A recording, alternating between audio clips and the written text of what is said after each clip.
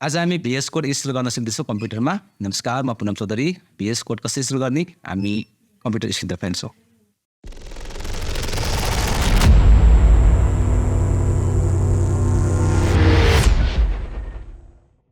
Okay, म computer स्क्रिनमा आइसकेको छु र VS कोड भनेको भिजुअल स्टुडियो कोड भन्छ, एउटा आइडी हो, कोड एडिटर हो होइन।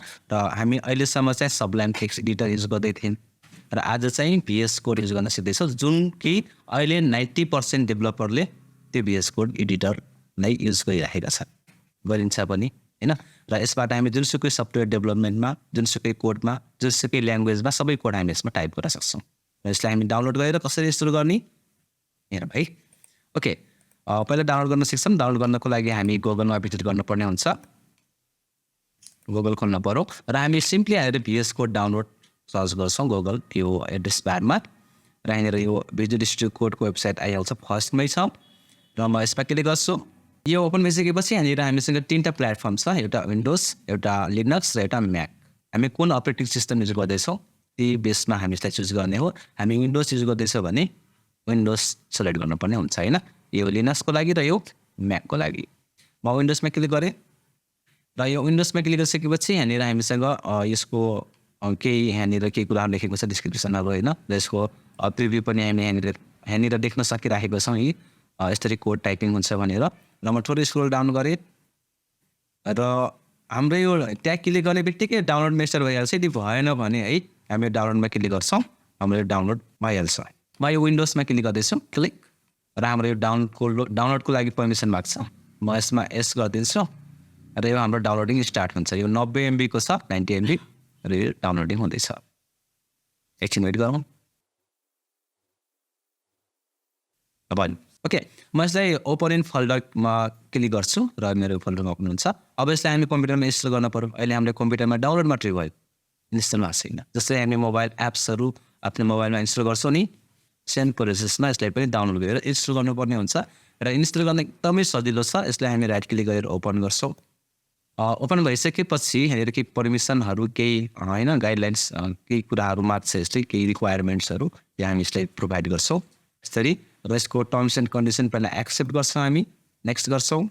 त्यसपछि कुन फोल्डरमा, कुन डाइरेक्ट्रीमा यसलाई इन्स्टल गर्ने हो ब्राउज गरेर हामी डाइरेक्ट्री चेन्ज पनि गर्न सक्छौँ। म चाहिँ बाई डिफल्ट यसमै राख्छु, भनेपछि म नेक्स्ट गरिदिन्छु यहाँनिर, नेक्स्ट र नेक्स्ट। त्यसपछि यसलाई डेस्कटपमा सर्टकट बनाउने भए क्रिएट डेस्कटप आइकनमा टिक लगाउँछ यो र नेक्स्ट गर्छौँ अनि इन्स्टलमा क्लिक गर्छौँ। यहाँ हाम्रो इन्स्टल स्टार्ट हुन्छ।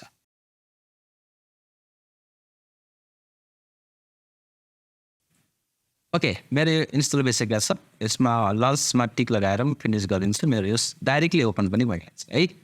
ओके, यो मेरो ओपन भइसकेको छ है। सुरुमा यसरी नखुल्न सक्छ। यो मेरो यो एउटा वेलकम स्क्रिन आइरहेको छ र अब यसमा हामीले चलाउने कम भनेको अब यो फाइल एडिट सेक्सनहरू छ। फाइलबाट हामी फाइलहरू क्रिएट गर्ने हो, अथवा यहाँनिर पनि सर्टकट छ हामीसँग यो है। त्यसपछि यहाँबाट यो एक्सटेन्सनहरू हामी डाउनलोड गर्न सक्छौँ। हामी एउटा एक्सटेन्सन चाहिँ डाउनलोड गर्छौँ है। यसमा कुन एक्सटेन्सन भनेपछि यो लाइभ सर्भर, यहाँनिर हामी सर्च गर्छौँ लाइभ सर्भर। यसलाई हामीलाई एकदमै सजिलो बनाउँछ लाइभ सर्भर। यो होला, क्लिक अनि इन्स्टल गर्छौँ हामी है। इन्स्टल गरेपछि यो आइहाल्छ र अनइन्स्टल हुन थाल्छ जब इन्स्टल हुन्छ। जब इन्स्टल भइसकेको छ लाइभ सर्भर, के सजिलो बनाउँछ म देखाउँदैछु अहिले एकैछिन है। र म यहाँबाट चाहिँ फोल्डर लिँदैछु, फाइलमा गएँ मैले अनि गएर यहाँबाट म ओपन फोल्डर गर्छु र हाम्रो आजको हाम्रो ग्रुप भनेको यो होइन। यस्तो गएँ मैले र यहाँनिर म एउटा नयाँ फोल्डर क्रिएट गर्छु र म कम्प्युटर नाम Day-07 र यसलाई म क्लिक गरेँ, सेलेक्ट गरेँ, यो यहाँनिर फोल्डर आइहाल्छ यसरी। र अब यो फोल्डरभित्र फाइल बनाउनु पऱ्यो भने हामी डाइरेक्टली यहाँ क्लिक गर्छौँ यो फाइलको लागि। ओके, यो फाइलको लागि, यो फोल्डरको लागि अनि यसभित्र पनि फोल्डर बनाउनु पऱ्यो भने म फाइलमा क्लिक गरेँ र फाइलको नाम दिन्छ हामी यहाँनिर यसरी index.html भनेर इन्टर गरिदिन्छौँ। यो हाम्रो फाइल एडिटरमा पनि डाइरेक्टली खुलिहाल्छ।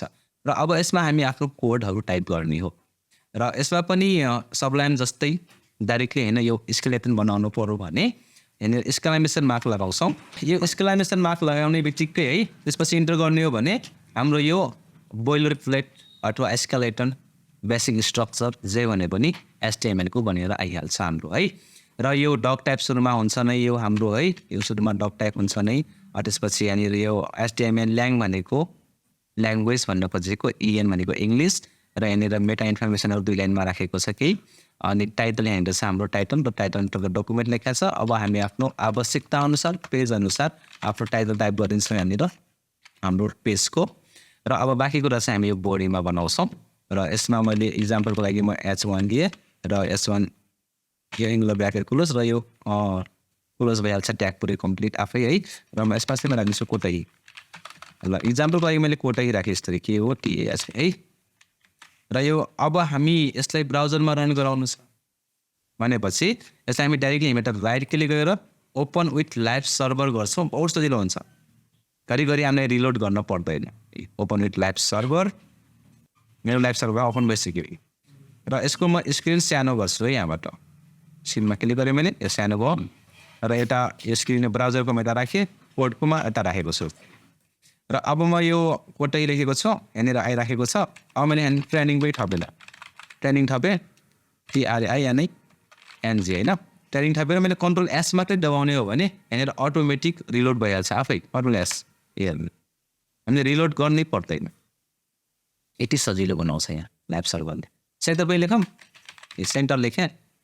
अब मैले कन्ट्रोल S दबाउँछु, यहाँ सेन्टर आइहाल्छ। कि सजिलो बनाउँछ यसले। यसरी हामी यो बेस कोडलाई इन्स्टल गर्न सक्छौँ।